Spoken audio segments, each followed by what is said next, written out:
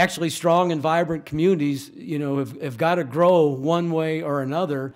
And so one of the things in that growth is really how do you manage the environment in that growth? So our next theme area is the area of environmental management. And John Glenn, who is one of our comprehensive planning task force members, another volunteer. John?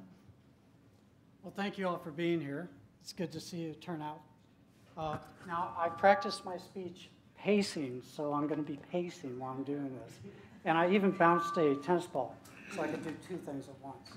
So the definition of environmental management, that's considered the management, control, preservation of our environment and natural resource systems in such a way as to ensure long-term sustainable development. High-quality natural resources are important to a community for not only preserving the beauty and character of the landscape, but also they attract businesses, industry, the creative class, and tourism. And I think I'm getting some feedback. The environmental management is important for vital ecological functions. One example would be tree canopies.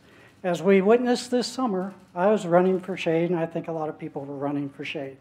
But not only do trees moderate temperatures, or help to moderate temperatures and reduce heat islands, they also stabilize the soil, they provide habitat for wildlife, and they sequester carbon.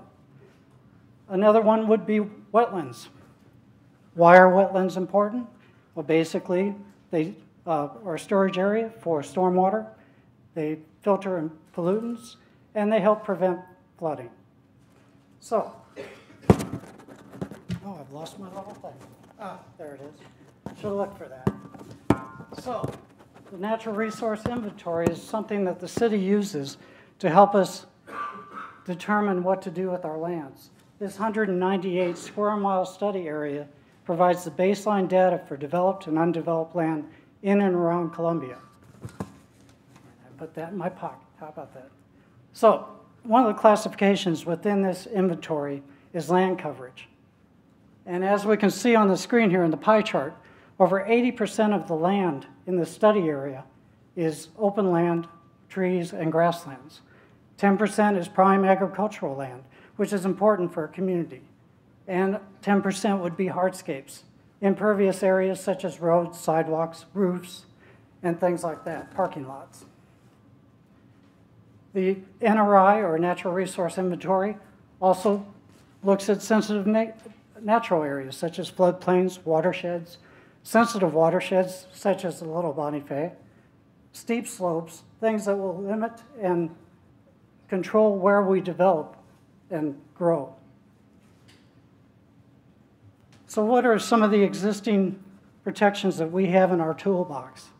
Well, we have open space requirements, we have landscape ordinances, we have tree canopy preservation, we have historic overlays along with urban conservation overlays, we have notification when a historic property will be torn down. Luckily, the City of Columbia has 73 miles of trails and over 3,000 acres of parkland. And that works out to 31 acres per thousand citizens.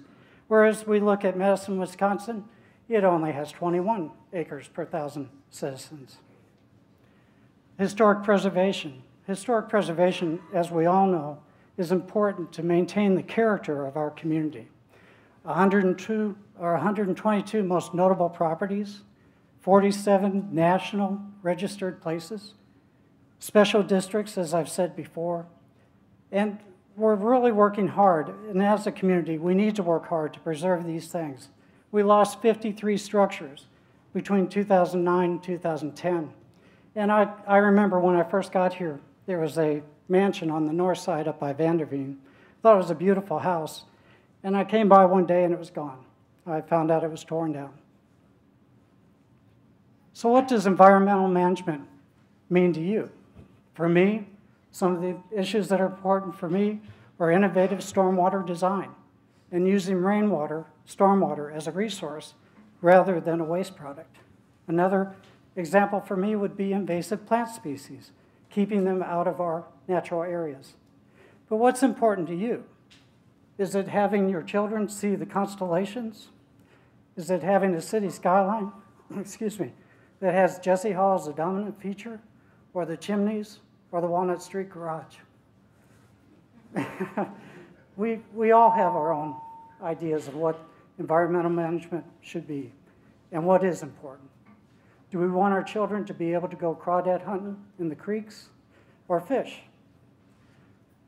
These are important as we develop, so we really need your input. And I will leave it at that, and I hope you visit our table. Thanks for coming out.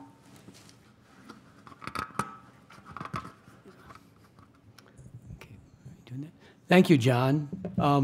As you can see from his presentation, that the decisions you make about land use and the environment really affect what happens in the future of the city of Columbia. Overdevelopment can sort of deplete the resources. The city, as John said, does have some rules to regulate and look at, the ways of the prime features. Something I might think you to think about, I do exercise often with communities called the favorites exercise. Favorite things to do, favorite places to go, and favorite reasons why you live here. And maybe that'll give you is some of the questions that John talked about, another way of thinking about what's important to protect, what's important in the environment, where do you like to go, what do you like to do? And so that's an important thing.